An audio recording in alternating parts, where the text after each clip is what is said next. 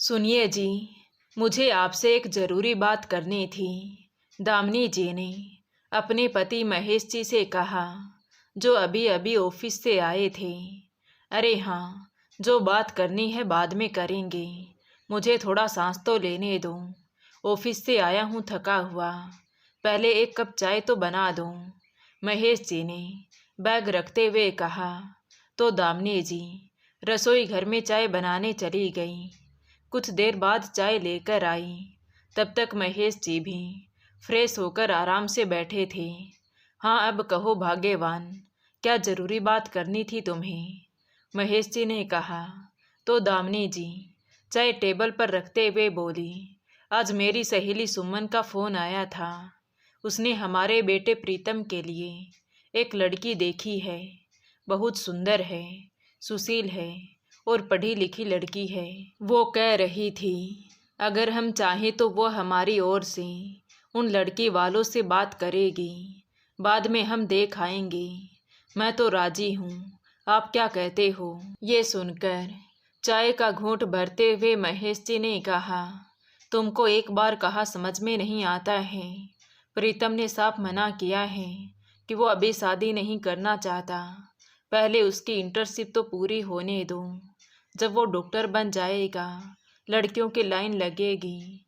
हम उससे ज़बरदस्ती नहीं करेंगे। पहले करियर तो सेट होने दो उसका। शादी वादी तो होती रहेंगी, फिर उम्र ही क्या है उसकी।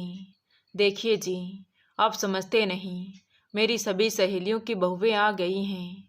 वे सब तो खुश हैं, बस मेरी ही बहू नहीं आई है। और फिर प्रीतम अब 25 साल का हो चुका है। फिर कब करेंगे हम उसकी शादी? ओहो, तो ये देखा देखी की आग है। महेश जी ने मुस्कुराते हुए कहा, बस 1 साल की बात है। अगले साल तुम्हारे घर भी बहू आएगी। ये सुनकर दामिनी जी बोली, पहले अपने लाल से बात तो कर लीजिए। कहीं ऐसा ना हो बेटा घर में बहू ले आए और हमें पता भी ना चले, हमारे अरमानों पर पानी फेर दे। मुझे मेरे बेटे पर पूरा भरोसा है भाग्यवान, वो मुझसे बिना पूछे ऐसा कदम नहीं उठाएगा। और फिर आ ही रहा है वो दिवाली की छुट्टियों में, तब अच्छे से खबर ले लेना तुम उसकी। महेश जी हंसते हुए बोले, 2 महीने बाद दिवाली की छुट्टियों में प्रीतम घर आया। ओ मेरा लाडला, कितना कमज़ोर हो गया है। वो हॉस्पिटल वाले कुछ खाने को देते भी हैं या नहीं तुम्हें? दामिनी जी बेटे को गले से लगाते हुए बोली, मोम, मैं कमज़ोर नहीं, फिट हूँ। जिम करता हूँ रोज़ 2 घंटे और डाइट प्लान फॉलो करता हूँ। एक डॉक्टर को हमेशा फिट होना चाहिए। क्यों डैड? हाँ बेटा, ये तुम्हारी माँ की नज़र है। बच्चा कितना भी मोटा क्यों ना हो जाए, माँ को कमज़ोर ही लगेगा। महेश जी ने भी हंसते हुए कहा। तो दामिनी जी बोली, अब तू घर आ गया है, तब कोई डाइट नहीं, मैं तुझे भर भर के खिलाऊंगी, समझा? अच्छा ठीक है मोम। शाम को जब तीनों डिनर करने बैठे, तभी प्रीतम ने कहा, mom dad listen to me, मुझे आपसे एक ज़रूरी बात करनी है, जिसके लिए मैं यहाँ आया हूँ, वरना मैं इस बार नहीं आता। हाँ कहो बेटा, क्या बात है? दामिनी जी और महेश जी दोनों एक साथ बोल पड़े। मोम डैड, बात यह है, मैं अपनी क्लासमेट रिंकू को पसंद करता हूँ और हम दोनों शादी करना चाहते हैं। अगले साल जनवरी में इंटर्नशिप कंप्लीट हो जाएगी, फिर हम दोनों शादी करेंगे। रिंकू के मम्मी पापा रेडी हैं, बस आप दोनों की परमिशन चाहिए। ये सुनकर दोनों अवाक से प्रीतम को देखते रह गए। बस कहा था ना मैंने, ये लड़का कुछ ऐसा ही करेगा। क्या क्या नहीं सोचा था इसकी शादी के लिए, सब अरमानों पर पानी फेर दिया। दामिनी जी रोते हुए चिल्ला पड़ी, दामिनी मुझे इससे बात तो करने दो, चुप रहो, क्या बात का तमाशा बना रही हो? डांटते हुए महेश जी ने अपने बेटे की तरफ देखा और बोले, प्रीतम उस लड़की को बिना देखे, उसकी जात बिरादरी न जाने, घर वालों से बिना मिले हम शादी के लिए हाँ कैसे कहें? डैड आप हाँ तो कहिए, मैं सबसे मिलवा दूंगा आपको। रिंकू और उसके घर वाले आपको बहुत पसंद आएंगे और वो हमारी बिरादरी से ही बिलोंग करते हैं। Don't worry. ठीक है, अगले रविवार तुम उन लोगों को घर बुला लो, यही बात करेंगे। ओके डैड, जैसा आप कहें। रात को सोते समय दामिनी जी ने महेश जी से कहा, आपने ऐसे कैसे हाँ कर दिया जी? आप जानते हैं मेरे क्या अरमान है प्रीतम की शादी को लेकर। जानता हूँ भाग्यवान, अगले रविवार को वो लोग आ रहे हैं, हम खुलकर बात करेंगे। ठीक है, अब सो जाओ और मुझे भी सोने दो। रविवार को रिंकू और उसके घर वाले प्रीतम के घर आए। उनके स्वागत के बाद वे लोग बातें करने बैठ गए। औपचारिक बातों के बाद महेश जी ने कहा, भाई रिंकू बेटी हमें पसंद है और प्रीतम ने बताया आपको हमारा बेटा भी पसंद है, तो हम बिना समय बर्बाद करें आगे की बात करते हैं। रिंकू के पापा बोले, हाँ ज़रूर कहिए, आप क्या कहना चाहते हैं? तो महेश जी ने कहा, देखिए जी, हमारा तो एक ही बेटा है, इसे पढ़ा लिखा कर डॉक्टर बना दिया। इसकी शादी को लेकर हमारे भी थोड़े अरमान हैं। आप जो भी कहना चाहते हैं खुलकर बोलिए। रिंकू के पिता ने कहा। तो महेश जी प्रीतम की ओर इशारा करके बोले, बेटा तुम रिंकू को घर दिखा लाओ, तब तक हमारी भी बातें पूरी हो जाएंगी। ओके डैड, बोलकर प्रीतम रिंकू को लेकर अपना घर दिखाने चला गया। देखो भाई साहब, हम चाहते हैं आप हमारे बारातियों का स्वागत हमारे कहे अनुसार करेंगे। दहेज में सारा सामान हमारी पसंद का होगा। हमारे परिवार की परंपरा के अनुसार हमारी बहू गहनों से लदकर आनी चाहिए। हमारा बेटा डॉक्टर है तो उसके लिए महंगी गाड़ी और कम से कम 20 लाख रुपए नकदी देंगे।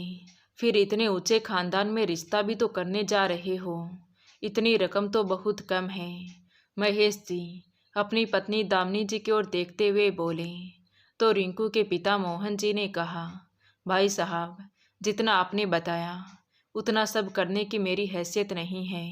शायद आपको प्रीतम ने नहीं बताया। ठीक है भाई साहब, तो फिर ये शादी भी मुमकिन नहीं है। हमें हमारी बिरादरी में नाक नहीं कटवानी, दामिनी जी ने कहा।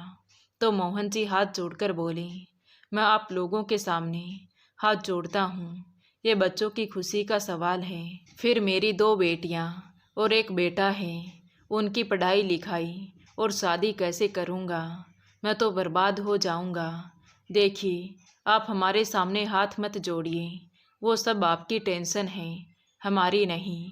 अब देख लीजिए आपको आपकी बेटी की खुशी प्यारी है या पैसा? दामिनी जी ने कहा। इतने में रिंकू और प्रीतम भी आ गए। पापा चलें? रिंकू ने कहा। हाँ बेटा चलो। वे सब लोग चले गए। जब रिंकू और प्रीतम को ये बात पता चली तो वो बहुत दुखी हुए और सबसे ज़्यादा प्रीतम। उसे विश्वास नहीं हो रहा था कि उसके मम्मी पापा इतने लालची हैं। दोनों ने मन मारकर शादी से इनकार कर दिया। प्रीतम ने अपने मम्मी पापा से कह दिया, जहाँ कहीं से भी आपको रुपया गहनों से लदी हुई बहू मिल जाए तो मुझे बोल देना, मैं उससे शादी करने आ जाऊँगा। पर एक बात याद रखना, उसके साथ मैं कभी खुश नहीं रहूँगा और ना उसे खुश रख पाऊँगा। रिंकू की वो हालत उसके मम्मी पापा नहीं देख सके और उन्होंने शादी के लिए हाँ कह दिया। उसके पापा जानते थे वो प्रीतम से अलग कभी खुश नहीं रह पाएगी।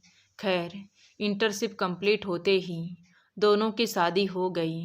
बारातियों का स्वागत, खाना, गहने, कपड़े, नकदी तक तो जो बन पड़ा मोहन जी ने कर दिया, सिवाय गाड़ी के। उन्होंने गाड़ी के लिए थोड़ा वक्त मांगा तो प्रीतम के कहने पर महेश जी और दामिनी जी भी मान गई, पर गाड़ी ना मिलने से वो चिढ़ से गए थे।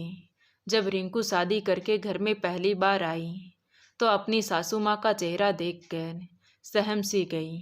उसने शाम को प्रीतम से कहा, प्रीतम न जाने क्यों मुझे ऐसा लगता है कि मम्मी जी मुझे पसंद नहीं करती। तुम ना बहुत ज़्यादा सोचती हो। क्या मम्मी ने तुम्हें कुछ कहा है? नहीं, लेकिन मुझे उनका व्यवहार कुछ अजीब सा लगा। और फिर गाड़ी भी तो नहीं दी पापा ने, तो हो सकता है मम्मी जी उस वजह से नाराज़ हो। इनफ रिंकू, तुम कुछ ज़्यादा ही सोच रही हो।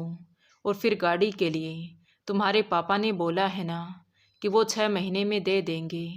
ये सुनकर रिंकू उदास होकर बोली, प्रीतम, अगर ये शादी बिना दहेज के होती तो मेरे पापा कितने खुश होते।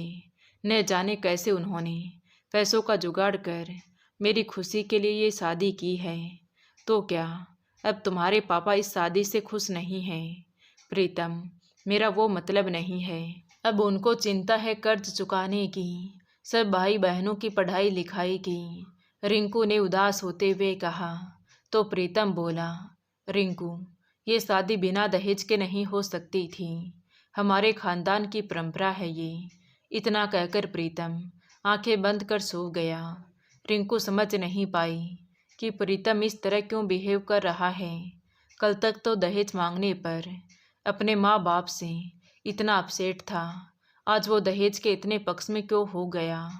शादी से पहले तो वो मेरे पापा के साथ सहानुभूति दिखा रहा था, आज इतना कैसे बदल गया, जैसे मेरे पापा से इसे मतलब ही ना हो। एक दिन में बदल गया। ये सोचते हुए उसकी आंखें भर आई और फिर रोते रोते वो भी कब सो गई उसे भी पता ना चला। अगले दिन सुबह 6 बजे सास की आवाज़ आई, अरे बहू, सुबह के 6 बज चुके हैं, सूरज सर पर आ गया, उठना है या नहीं? ये मायका नहीं ससुराल है तुम्हारा, घोड़े बेचकर सो रही हो। सासू माँ की कड़क आवाज़ सुनकर रिंकू हड़बड़ाकर उठी और दरवाजे की ओर लपकी। सॉरी मम्मी जी, आदत नहीं है इतने सुबह उठने की, तो आंखें नहीं खुली। ठीक है, जल्दी नहा धोकर आओ, आज तुम्हारी पहली रसोई है। सबके पैर छूकर रसोई घर में घुसना। आंखें तरेरते हुए दामिनी जी वहाँ से चली गई तो रिंकू भी बाथरूम जाने के लिए कपड़े निकालने लगी। कपड़े निकालते हुए वो आराम से सोते हुए प्रीतम की ओर देखकर सोचने लगी, कितनी आराम की होती है ये लड़कों की ज़िंदगी। न कोई चिंता, न कोई फिक्र, पूरी ज़िंदगी उन्हें माँ बाप का प्यार मिलता है।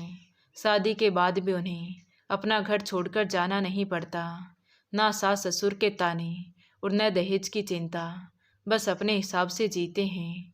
ये सोचकर रिंकू की आंखों से आंसू बह निकले। तभी अचानक उसे याद आया वो लेट हो रही है। जल्दी से वो नहाने की ओर भागी और आधे घंटे में तैयार होकर बाहर चली गई। हॉल में सास ससुर, बुआ सास सब लोग बैठकर बातें कर रहे थे। रिंकू ने अपनी सास के कहे अनुसार सबके पैर छुए।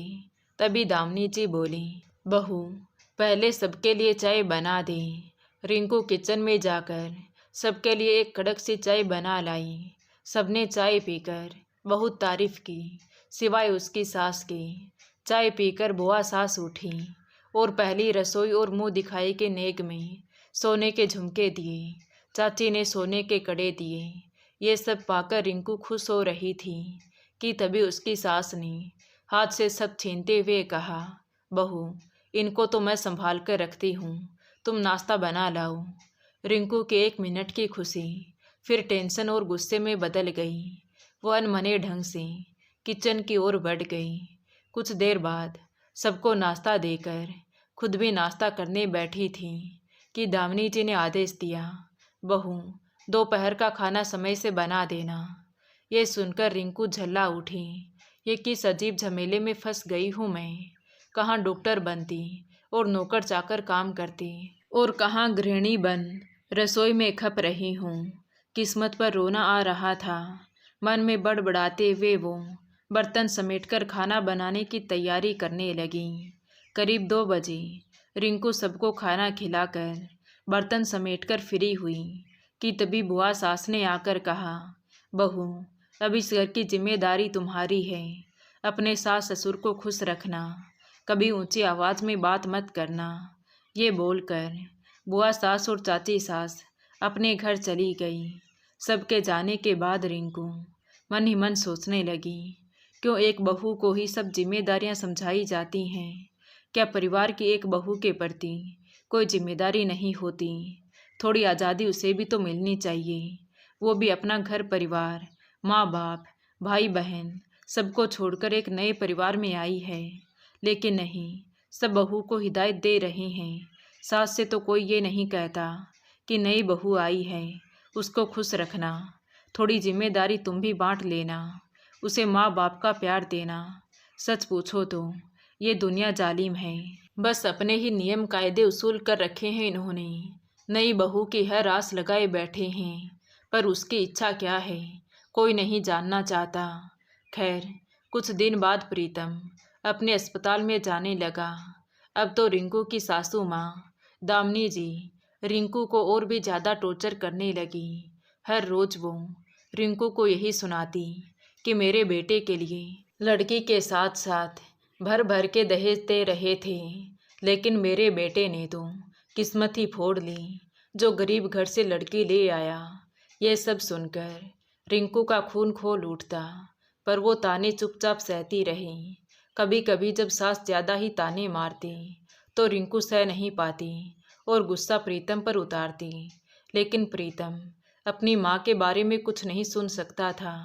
धीरे धीरे दामिनी जी ने उसका मायके वालों से भी मिलना बंद कर दिया। कोई भी उसके मायके से मिलने आता उसे साफ कहती, रिंकू हमारे यहाँ खुश है, बार बार मिलने आने की कोई ज़रूरत नहीं है। बार बार की शिकायतों से प्रीतम भी तंग आ चुका था। वो रिंकू पर गुस्सा करता, नाराज रहने लगा। रिंकू खुद को अकेला महसूस करने लगी।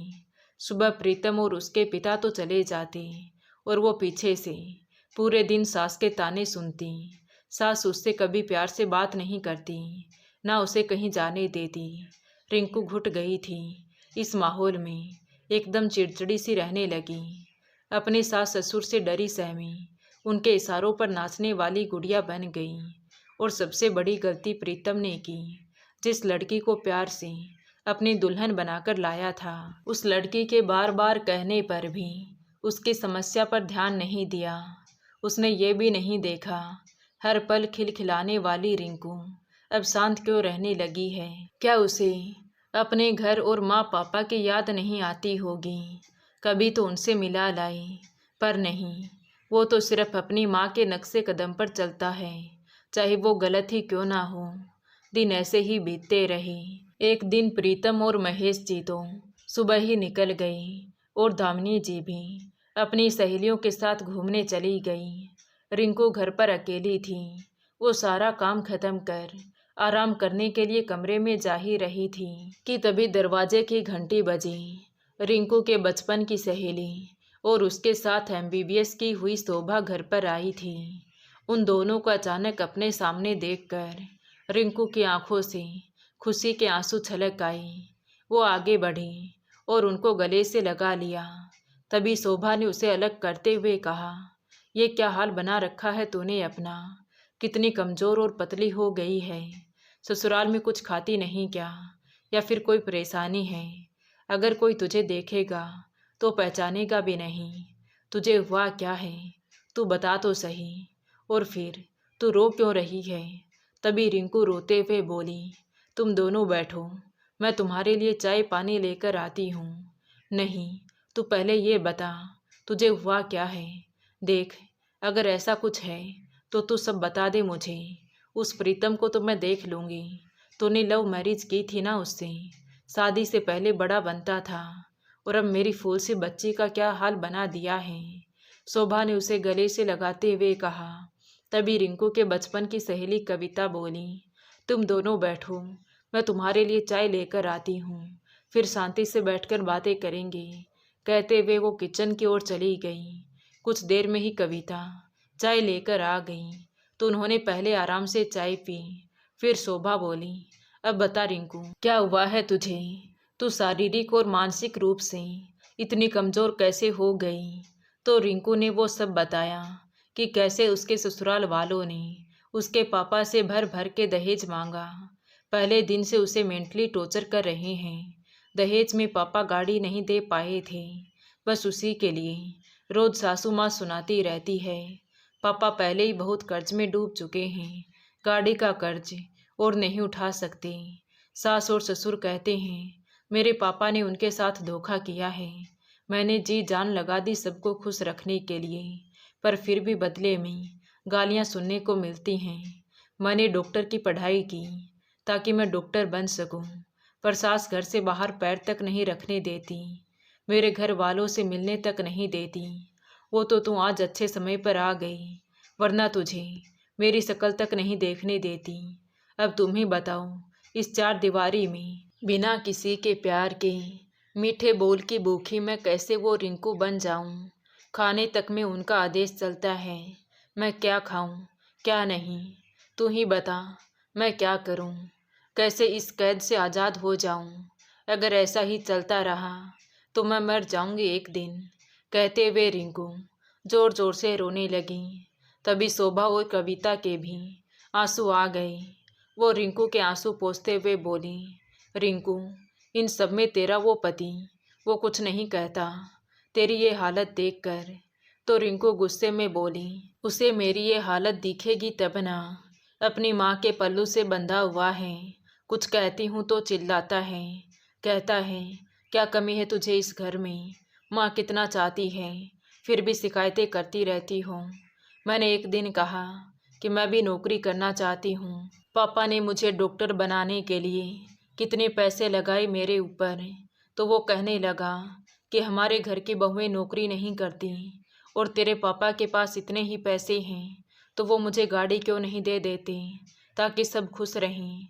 मेरी किस्मत फूटी थी, जो ऐसे लड़के से प्यार कर बैठी, जो सिर्फ पैसे देखता है अपनी माँ की तरह। शादी के बाद वो भी बिल्कुल बदल गया। ओ माई गॉड, तुझे इतना सब कुछ सहना पड़ रहा है और वो ढोंगी प्रीतम ऐसा निकलेगा, मैंने सपने में भी नहीं सोचा था। रिंकू, तू अब नहीं सहेगी, मैं बात करूंगी उस ढोंगी प्रीतम से। नहीं शोभा, ऐसा करके तू मुझे और मुसीबत में डाल देगी। मेरा कमरे से बाहर निकलना, अकेले रहना भी बंद हो जाएगा। तू ऐसा कुछ मत करना। अरे तू कब तक सहती रहेगी, तेरे जैसी पढ़ी लिखी लड़की ऐसे सहेंगी तो औरों का क्या हाल होगा। अब तू ही बता शोभा, अगर मैं कंप्लेन करती हूँ इन लोगों के खिलाफ तो कुछ दिन ये जेल में रहेंगे और बाद में पैसों के दम पर छूट जाएंगे। बाहर आकर इन्होंने मुझसे बदला लिया तो, और अगर तलाक दिया तो कहाँ जाऊंगी मैं। पापा पहले ही मेरी वजह से कर्ज में डूबे हैं, आगे उन्हें 2 बेटियों की पढ़ाई और शादी करनी है। एक बेटा है, उसे पढ़ा लिखा कर काबिल बनाना है। फिर ऐसे हालात में मैं भी बोझ बनकर उनके पास चली जाऊं तो वो मर जाएंगे, और कहाँ जाऊंगी तू ही बता। मेरी जगह खुद को रख कर देख, जैसा भी है चलने दे। क्या पता कभी शांति मिल जाए, कब सब ठीक हो जाए। मुझे हालात के साथ समझौता करना पड़ेगा। गहरी चुप्पी के बाद शोभा बोली, रिंकू, तेरी एमबीबीएस की डिग्री और बाकी डॉक्यूमेंट्स मुझे ला कर दे। पर तू उनका क्या करेगी, तू ला तो सही, ज़्यादा सवाल ना कर। ठीक है, मैं लाती हूँ, ये ले सब डॉक्यूमेंट्स और डिग्री। ठीक है रिंकू, हम चलते हैं, तेरी सास भी आने वाली होगी। हाँ यार, अब आने ही वाली है। तुम आई मुझे बहुत अच्छा लगा।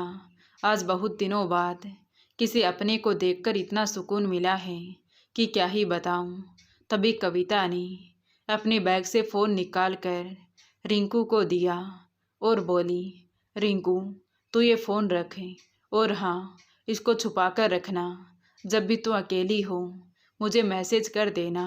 और अपने घर पर भी, जिससे तू सबके टच में रहेगी तो तुझे अच्छा लगेगा, वरना घुट घुट के तू पागल हो जाएगी। ये फ़ोन तेरे साथ रहेगा तो तू बाहर की दुनिया और सबको देख पाएगी। कविता, ये तो तेरा मोबाइल है और इतना महंगा मैं कैसे रखूं? अगर घर में किसी ने देख लिया तो शक करेंगे, हो सकता है मुझे मार भी पड़ेगी। ना बाबा ना, तू इसे ले जा। रिंकू, तेरे इसी डर की वजह से तो तेरे साथ ये सब हो रहा है। इस फ़ोन को छुपा कर रखना, और अगर किसी दिन कोई देख भी ले तो भी डरना मत। शेरनी बन, अपने हक के लिए लड़ना सीख। तू डर रही है इसीलिए डरा रहे हैं, जवाब देना सीख। उस सास के नाक में दम कर दे ताकि वो भी तो जाने कि कॉलेज की दबंग लड़की से पाला पड़ा है। बहुत सह लिया तूने, अब और नहीं। तू ये मत सोच कि तू कमज़ोर है, तेरा क्या होगा। अरे तू पढ़ी लिखी लड़की है, कहीं भी कमाकर खा सकती है, और प्रीतम जैसों की लाइन लगेगी तेरे लिए। तो इशारा तो कर एक बार, तेरे लिए अपनी जान दे दूंगी। अपने आप को पहचान रिंकू, ऐसे तू दल दल में फंसती जाएगी। एक दिन वो तुझे मार देंगे और प्रीतम के लिए कोई और ले आएंगे। फिर क्या होगा तेरे चाहने वालों का? हिम्मत दिखा। ये सुनकर रिंकू की आंखें भर आई। जाते जाते एक बार दोनों सहेलियों के गले से लग गई। शोभा और कविता रिंकू को जोश में भरकर चली गई। अब रिंकू ने भी ठान लिया कि अब वो दबेगी नहीं। उनके जाने के बाद रिंकू ने उस फ़ोन को साइलेंट मोड पर रख दिया और जल्दी से अपनी अलमारी में छुपा दिया। तभी दरवाजे की घंटी बजी। उसने दरवाज़ा खोला। क्या कर रही थी महारानी, जो इतनी देर लगा दी दरवाज़ा खोलने में? टीवी देख रही होगी। दामिनी जी ने आते ही तानों की बौछार कर दी, पर रिंकू ने ठान लिया था कि वो बेवजह के ताने नहीं सुनेगी। उसने कहा, महारानी हूँ, घर की नौकरानी नहीं जो इंतज़ार में ही बैठी रहूँ कि कब सासू माँ आए और कब मैं दरवाज़ा खोलूँ। और अगर इतनी ही परेशानी है तो एक काम क्यों नहीं कर लेती? अपने लिए एक पर्सनल नौकरानी रख लो जो आपके नियमों का पालन बिना देरी के करेगी। ये सब सुनकर दामिनी जी हक्की बक्की रह गई और मन ही मन सोचने लगी कि इसको अचानक क्या हो गया। जो लड़की इतनी ज्यादतियाँ सहने के बाद भी चुप रहती थी, आज अचानक कहाँ से जवाब देने लगी। क्या बोल रही हो बहू? ये जवाब देना कहाँ से आया तुम्हें? मेरे जाने के बाद कोई आया था क्या घर में? मुझे किसी को जवाब देने के लिए किसी की सीख की ज़रूरत नहीं है माँ जी। कॉलेज में मैं एक दबंग लड़की रह चुकी हूँ। यकीन ना आता हो तो अपने बेटे से पूछ लेना। इतने दिन मैं चुप रही, उसका कारण मेरे घर के संस्कार थे। बस आपकी इज्जत करने की खातिर मैं चुप रही, सब कुछ सहती रही। पर अब और नहीं, आप न तो सम्मान के लायक हैं और न ही इज्जत के। अब आप देखिएगा जो आपने मेरे साथ किया है वो मैं कैसे सूद समेत वापस करती हूँ। बहू, दामिनी जी जोर से चीख पड़ी, तुम्हारा दिमाग खराब हो गया है क्या? जरा भी शर्म नहीं आती? आने दो आज महेश और प्रीतम को, वही देख लेंगे तुम्हें कि क्या करना है तुम्हारा। दामिनी जी रिंकू को डराना चाहती थी। वो सोच रही थी कि प्रीतम और महेश के नाम से बहू डर जाएगी और उससे माफ़ी मांगने लगेगी, पर ऐसा कुछ नहीं हुआ। रिंकू डरने की बजाय सहज स्वर में बोली, सासू माँ चीखिए मत, आपकी सेहत के लिए अच्छा नहीं है। और गुस्सा भी मत कीजिए, क्योंकि मैंने जो अभी कहा एकदम सही कहा है। बहुत हुई आपकी तानाशाही। और हाँ, प्रीतम और पापा जी के नाम से मुझे डराने की कोशिश मत कीजिए। अब देखेंगे आप अपनी बहू का नया रूप। कहते हुए रिंकू अपने कमरे में चली गई। दामिनी जी अभी भी अवाक खड़ी यही सोच रही थी कि आखिर ऐसा हुआ कैसे। इस डरी सहमी लड़की में इतनी हिम्मत आई कहाँ से? जरूर कुछ तो गड़बड़ है। आने दो आज प्रीतम को, उसको बताऊंगी, वही इसकी हेकड़ी निकालेगा। इधर रिंकू अपने कमरे में बैठी हुई बहुत खुश हो रही थी कि आज उसमें इतनी हिम्मत आई।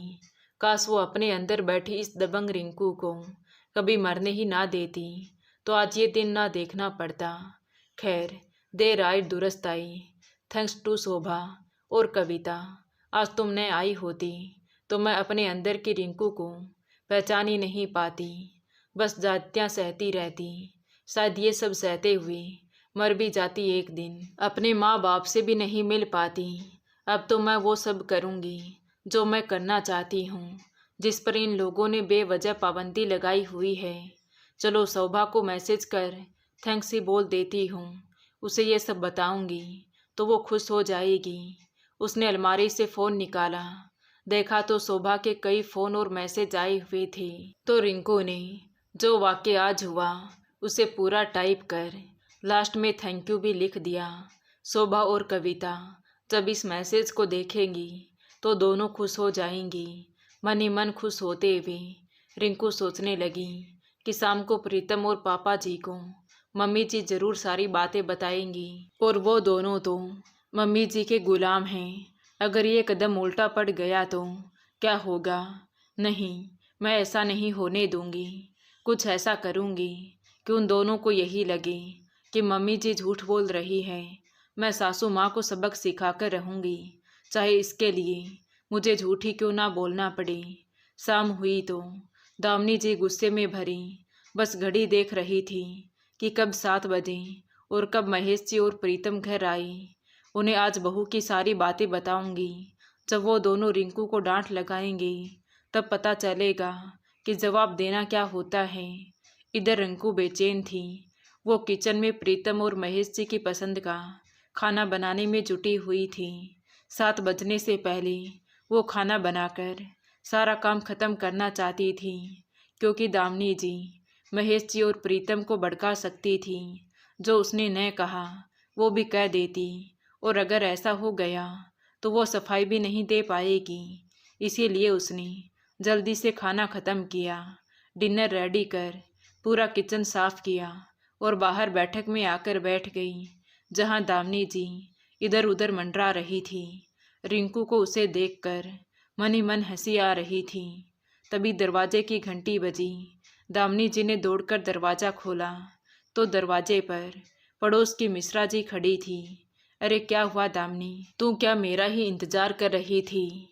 हंसते हुए मिश्रा जी ने कहा और अंदर दाखिल हो गई। तो उसके पीछे पीछे दामिनी जी भी मुंह बनाए अंदर आकर बैठ गई। झूठी मुस्कान लिए वो उसके साथ बातें करने लगी। रिंकू 2 कप कॉफ़ी बना लाई। अरे रिंकू बेटी, तुझे अब तक पता है मैं कॉफ़ी पीती हूँ।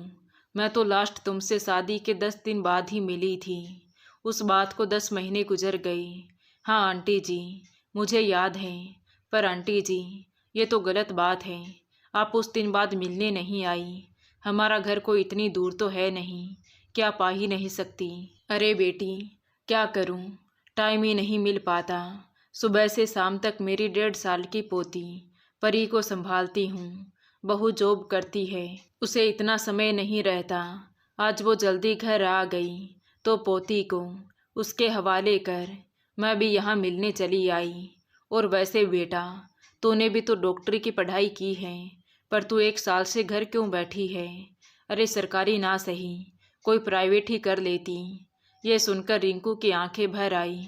मैं आपके लिए कुछ नाश्ता लेकर आती हूँ, कहते हुए वो वहाँ से उठकर अंदर चली गई, क्योंकि मिश्रा आंटी के मुंह से ये सब सुनकर उसे रोना आने लगा कि उसकी ज़िंदगी खराब हो गई। इधर मिश्रा जी ने दामिनी जी से कहा कि दामिनी, तेरी बहू तो मेरी बहू से हर मामले में आगे है। तूने इसका क्या हाल बनाया है? 10 महीने पहले जब मैंने इसे देखा था तब एकदम परी लगती थी। आज देख रही हूँ तो लग रहा है जैसे इसे एक वक्त का खाना तक ढंग से नहीं मिलता। ऐसा कुछ नहीं है बहन, सब ठीक ही तो है। क्या कमी है मेरे घर में? खाने पीने पहनने की कोई कमी नहीं है। तू गलत सोच रही है। देख दामिनी, तुझे मैं एक बात बताती हूँ। एक पड़ोस और उससे कहीं ज़्यादा एक सच्ची दोस्त होने के नाते, देख, मेरे बेटे की शादी को 3 साल हो गई। जब मेरी बहू शादी होकर आई थी तब उसका व्यवहार बहुत ही खराब था। कोई काम नहीं करती थी, कुछ कहो तो उल्टा भड़क जाती। मैं बहुत परेशान हो चुकी थी, पर मैंने उसके साथ कोई ज़बरदस्ती नहीं की, क्योंकि मैं जानती थी इससे बात और आगे बढ़ेगी, तमाशा बनेगा। बस यही सोचकर चुप रही। कभी भी उसकी बुराई किसी के सामने नहीं की। बस धीरे धीरे उसका व्यवहार बदलता गया। मैंने खुद उसे नौकरी के लिए प्रेरित किया कि इतनी पढ़ाई की, अपने माँ बाप के पैसे लगाए, उसे यूं ही मत जाने दे। बस आज वो नौकरी करती है और घर भी संभालती है। अब वो भी खुश और हम भी खुश। मैं तो तुझे बस इतना समझा रही हूँ कि तेरी बहू इतनी गुणवान है, इसे इस तरह ही मत गवा, उसका साथ दे। तेरे लिए वो इतना धन लाई जितना देने की उसके बाप की हैसियत भी नहीं थी। आज बिना चू चपट किए वो तेरा घर संभाल रही है। मत भूल कि एक दिन तेरा बुढ़ापा भी आएगा, उसका भी समय आएगा। कहीं वो जो भुगत रही है उससे ज़्यादा तुझे ना भुगतना पड़े। एक दोस्त के नाते समझा रही हूँ, ज़रा सोच। मिश्रा जी तो इतना कहकर चली गई। पर दामिनी जी सोच में पड़ गई। कुछ देर बाद बैल बजी। रिंकू ने दरवाज़ा खोला तो महेश जी और प्रीतम दोनों साथ आए थे। तभी दामिनी जी ने कहा, आज आधा घंटा लेट आए हो। हाँ भाग्यवान, आज दोनों बाप बेटे चौराहे पर मिल गए थे, इसलिए दोनों कॉफ़ी पीने के लिए चले गए। अरे चलो चलो रिंकू बेटा, खाना लगा दो, जोरों की भूख लगी है, तब तक मैं नहाकर आता हूँ। रिंकू किचन में चली गई, पर दामिनी जी इसी कसम कसमें थी कि वो सुबह वाली बात इन दोनों से कहे या ना कहे। अभी मिश्रा जी जो बातें बोलकर गई थी वो भी सही है, लेकिन अगर मैं इस कल की आई हुई लड़की से डर जाऊंगी तो ये तो मेरे सर पर चढ़कर नाचने लगेगी। क्या करूं क्या नहीं, कुछ समझ नहीं आ रहा।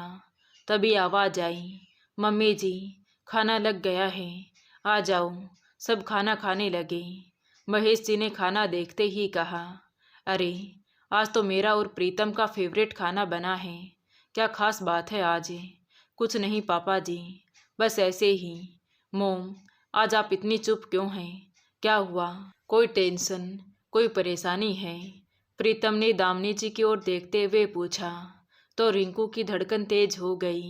मन ही मन सोचने लगी, अब तो मम्मी जी सब बातें कह देगी, मैं क्या जवाब दूंगी। इतना खुशनुमा माहौल अभी खतरनाक बन जाएगा।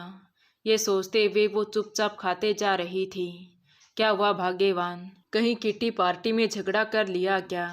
महेश जी ने चुटकी लेते हुए कहा, नहीं ऐसा कुछ नहीं है, आज थोड़ा सर में दर्द है। तो मोम, आप खाना खाकर दवाई लेकर सोना। हाँ बेटा। मम्मी जी आप खाना खा लो, मैं आपका सर दबा दूंगी। तू तो किसी दिन गला दबाएगी। दामिनी जी मन ही मन बुदबुदाई, ये मम्मी जी ने बताया क्यों नहीं? कोई ना कोई बात तो ज़रूर है। बिना मुझे डांट पड़वाए इनको चैन नहीं पड़ सकता। क्या बात हो सकती है? कहीं मेरी धमकी से डर तो नहीं गई? ये सोचते हुए रिंकू हंसने लगी। नहीं, ऐसा तो नहीं हो सकता कि मुझसे डर जाए, पर क्या बात हो सकती है? खैर कोई भी हो, जाने दो, मुझे क्या। सब खाना ख़त्म कर सोने चले गई। रिंकू भी बर्तन साफ कर सोने चली गई। 3 दिन बाद सुबह करीब 11 बजे के आसपास दरवाजे की बैल बजी। रिंकू ने उठकर दरवाज़ा खोला तो नज़ारा देखकर हैरान रह गई। बाहर दरवाजे पर शोभा, कविता और उसके कुछ क्लासमेट खड़े थे। उन्हें देखकर रिंकू सरप्राइज रह गई। सभी क्लासमेट के हाथों में कुछ ना कुछ गिफ्ट देखकर, क्या बात है गाइज, आज तो मेरा बर्थडे भी नहीं है, फिर ये गिफ्ट्स किस लिए? क्या बात है, कोई बताएगा? अरे रिंकू, हम लोगों को अंदर आने दोगी या बाहर से ही सब बातें पूछ लोगी? शोभा ने कहा, अरे हाँ, मैं तो बुलाना ही भूल गई, अंदर आ जाओ। सब लोग अंदर आते ही जोर से चिल्लाने लगे। सबने रिंकू पर फूलों की बरसात की। रिंकू तो समझ नहीं पा रही थी कि ये हो क्या रहा है। इतना शोर सुनकर दामिनी जी भी बाहर आ गई। सबको देखकर वो चौंक सी गई। उसने भी सबसे पूछा, क्या हुआ, आज क्या खास बात है? सब एक साथ हैं। और प्रीतम, तुम इतनी जल्दी कैसे आ गई? हाँ मोम, बताता हूँ।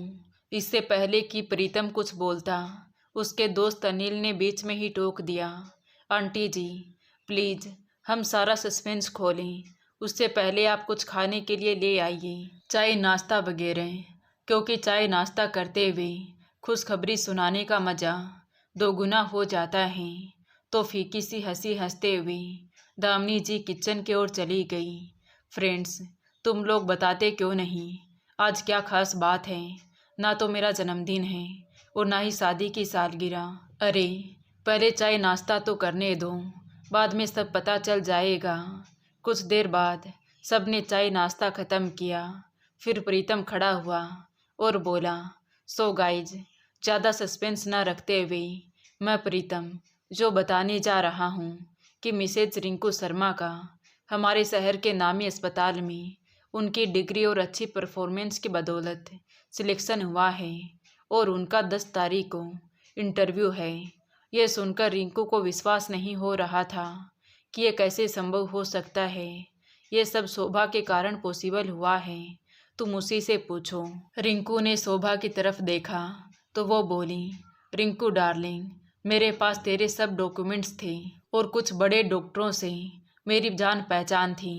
मैंने उन्हें सब बताया कि एक होनहार डॉक्टर अपना करियर यूं ही तबाह कर रही है, तो बस उन्होंने ही तुम्हें ये अपॉर्चुनिटी दी है। अब एक हाउसवाइफ बनकर अपना करियर तबाह मत करो, बाहर निकलो और देखो, दुनिया को तुम्हारे जैसे डॉक्टरों की ज़रूरत है। अब रिंकू को सब समझ आ चुका था। इधर दामिनी जी मन ही मन कुढ़ने लगी। नहीं, ये नहीं हो सकता। मैं इस लड़की को किसी भी कीमत पर डॉक्टर नहीं बनने दूंगी, चाहे कुछ भी हो जाए। अरे आंटी जी, आप चुप क्यों खड़ी हो?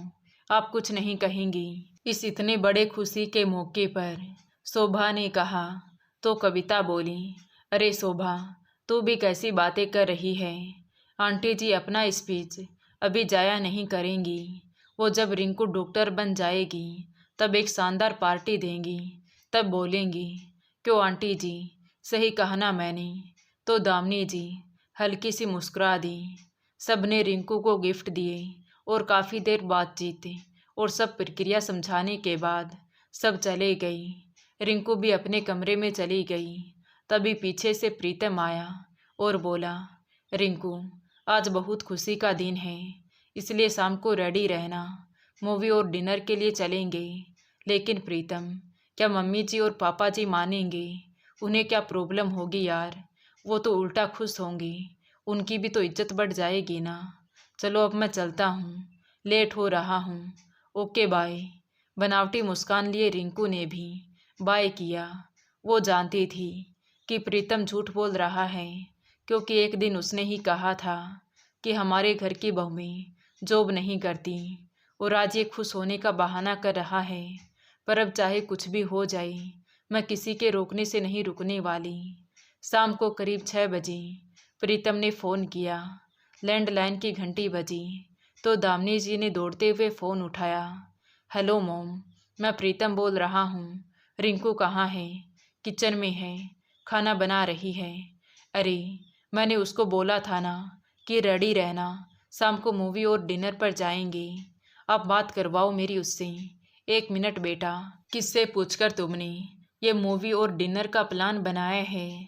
मॉम, इसमें पूछना क्या है? आज उसका सिलेक्शन हुआ है तो थोड़ा तो बनता है उसके लिए।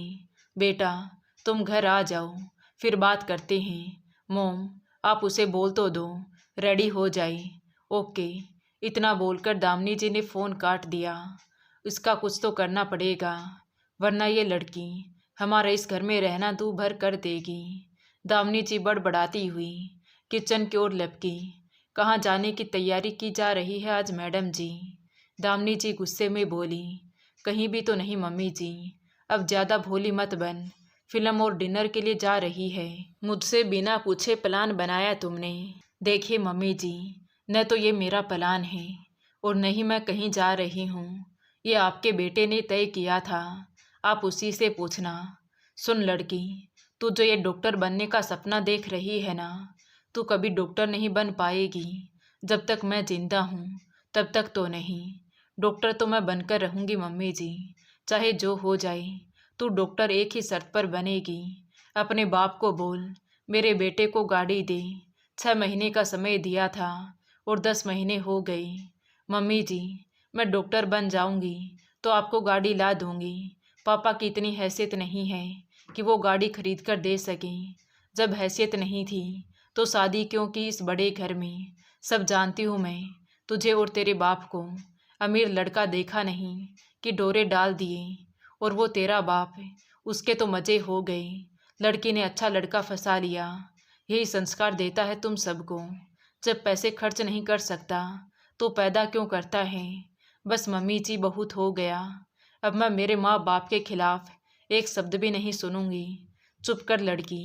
गुस्से में दामिनी जी ने रिंकू के बाल कसकर पकड़ लिए और बोली, ज़्यादा होशियार मत बन। सब मालूम है मुझे। अगर तेरी शादी इस घर में न होती तो तेरा बाप सौदा करता तेरा। देखना, तेरी बहनों की शादी वो इसी तरह से करेगा। कंगाल और कर भी क्या सकता है? मेरे प्रीतम पर तो जादू टोना किया होगा तुमने, तभी तो तेरे अलावा कुछ दिखाई नहीं देता था उसे। तू क्या समझी थी इस घर पर राज करेगी? मेरे रहते तो तू अपनी पसंद का खा भी नहीं सकती, तो राज क्या करेगी? मोम, आप ये क्या कर रही हो? छोड़ो रिंकू के बाल। पीछे से अपने बेटे प्रीतम की तेज आवाज़ सुनकर दामिनी जी का चेहरा सफ़ेद पड़ गया। ये इतना जल्दी कैसे आ गया? मन ही मन बुदबुदाते हुए दामिनी जी ने पीछे मुड़कर देखा तो प्रीतम की आंखों से अंगारे बरस रहे थे। मोम, मैंने सोचा नहीं था कि आप इतना घटिया काम भी कर सकती हैं। रिंकू ने मुझे कितनी बार बताने की कोशिश की, पर मैंने हर बार इसको ये कहकर चुप करा दिया कि मैं अपने माँ बाप के खिलाफ एक शब्द भी नहीं सुनूंगा। पर मुझे नहीं पता था कि मेरे जाने के बाद वो इतने जुल्म सहती है। वो बेटा, बस मोम, बहुत हो गया। रिंकू, तुम अपना बैग पैक करो, हम अभी और इसी वक्त इस घर से जा रहे हैं। अच्छा बेटा, अब इस 2 कौड़ी की औरत के लिए तो अपने माँ बाप को छोड़ेगा। अब यही दिन देखना बाकी रह गया था। फिर दामिनी जी रिंकू की तरफ देखकर आंखें निकालते हुए बोली, पड़ गया तुझे चैन? अरे जिस दिन तूने मेरे बेटे को अपने जाल में फंसाया था, मैं उसी दिन समझ गई थी एक दिन तुम उसे उसके माँ बाप से अलग करके ही दम लेगी। मम्मी जी, आप ये क्या बोल रही हैं? रिंकू भरे गले से बोली, मैंने आपका क्या बिगाड़ा? आप जैसा कहती हैं वैसा करती हूँ। जो आप लोगों को पसंद नहीं वो काम कभी नहीं करती। 10 महीने हो चुके हैं मुझे मम्मी पापा भाई बहनों से मिले हुए। कभी ये नहीं सोचती कि इसका भी अपने माँ बाप से मिलने का मन करता होगा। अच्छा, तेरी इच्छा पूरी होने दूँ और हमारी इच्छा का क्या?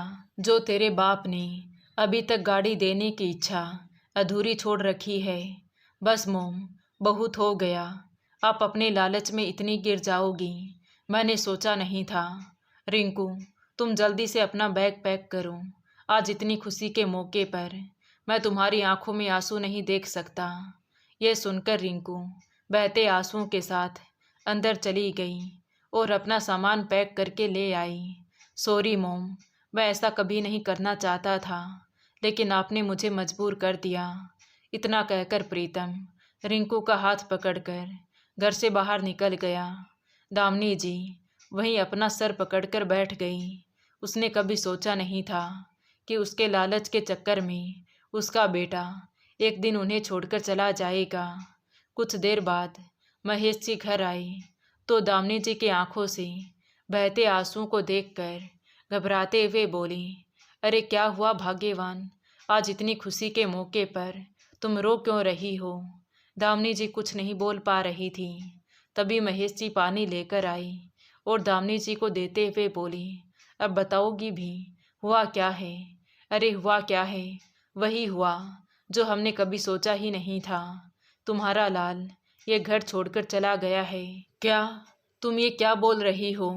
वो तो बता रहा था कि आज रिंकू को जॉब मिल गई है और वो दोनों मूवी और डिनर के लिए बाहर जाने वाले हैं। फिर वो घर छोड़कर कैसे जा सकता है?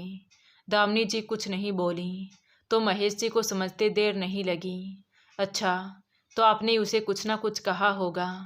अरे कैसे ना कहूँ, वो डायन मेरे बेटे को अपने जाल में फंसा चुकी थी। तभी तो मेरा बेटा मुझसे बिना पूछे उसको मूवी दिखाने ले जा रहा था। दामिनी, अब वो बड़ा हो चुका है, उसकी शादी हो चुकी है। अब वो बच्चा नहीं है जो हर बात में तुम्हारी सलाह लेगा। तुम्हारे इसी बिहेव के कारण अब वो तुझे हमेशा के लिए छोड़कर चला गया है। अब बैठी रहो हाथ पर हाथ रखे, बोलकर महेश जी अंदर चले गई। उनकी बातें सुनकर दामिनी जी के चेहरे पर अब न गुस्सा था न जवाब, बस पछतावे की लकीरें थीं। अचानक उन्हें मिश्रा जी के वो शब्द याद आने लगे कि देखना दामिनी, एक दिन तेरा भी बुढ़ापा आएगा। आज तू बहू को जितना सताएगी, कल वही तेरे बुढ़ापे में तुझे रुलाएगी। ये शब्द दामिनी जी के कानों में गूंजने लगे। सही कहा था मिश्रा जी ने, जो बहू हमेशा माँ जी कहकर सम्मान देती थी, आज उसी ने जाते वक्त पीछे मुड़कर भी नहीं देखा और शायद सही किया, यही मेरी करने का फल है। ये सोचते हुए दामिनी जी की आंखों से आंसू बहने लगे। वो मन ही मन बुदबुदाने लगी, मुझे माफ़ कर देना बेटा, तेरी माँ से गलती हो गई। मैं लालच में अंधी हो गई थी। मुझे लगा दहेज से घर चलता है, पर अब समझ आया घर तो रिश्तों से चलता है। तभी महेश जी पास आई और उनके कंधे पर हाथ रखकर बोले, भाग्यवान, रोने से कुछ नहीं होगा। अगर सच में पछतावा है तो चलो, चलकर बेटे और बहू को वापस लेकर आते हैं। अभी भी वक्त है, रिश्ते की डोर पूरी तरह टूटी नहीं है। ये सुनकर दामिनी जी ने उनकी ओर देखा। आंखों में आशा की हल्की सी चमक उभरी। धीरे से बोली, हाँ, अब मैं बहू नहीं, बेटी बनाकर लाऊंगी उसे, और हर गलती का हिसाब प्यार से चुका दूंगी। ये कहते हुए दामिनी जी वहाँ से उठी। आज पहली बार उनके कदम पछतावे के नहीं, बल्कि सुधार की दिशा में बढ़े, क्योंकि हर गलती का अंत एक नई शुरुआत से भी हो सकता है। तो दोस्तों, आपको ये कहानी कैसी लगी कमेंट करके ज़रूर बताएं। कहानी अच्छी लगी हो तो प्लीज़ वीडियो को लाइक करें, शेयर करें और हमारे चैनल कहानी विद देवांशी को सब्सक्राइब ज़रूर करें। Thank you.